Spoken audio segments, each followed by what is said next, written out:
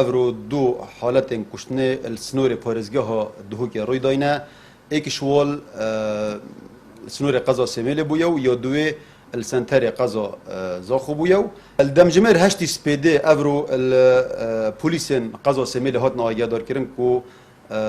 لاش ظلمه کی گند کانی عرب یا سر ناحیه باتره و هات دیتن آنکو هات کشتن دیار بوی کو اف کسی هات کشتن ابناو قاسو محمود عیدویا و کو ولاتیه کی ازدیه آکنجیه گند کانی عربه ادوکولین دست بکی دا دم پلیس دست ابدیفچونو وکولین کری ناو و نشان بکوجی دیار بوینو همی زانیاری سرهاتی نکم کرنو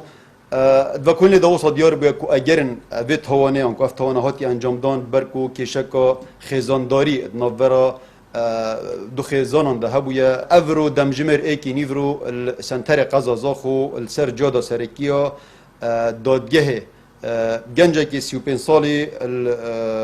سر جاده هاتیا کشتن چکی دمانجه کو پسی گلا هاتیا کشتن اجلای تومت بارکی و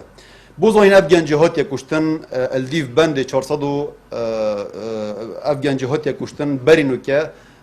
چند دوزک سر بوینه الدیف بند 456 جیاسای انسزای کو اف بندجی تایبت قراوه کو دیار بویا اف کسی توان لکیری گله که قردار بویا و قرن خلکی السر بوینه بوی توان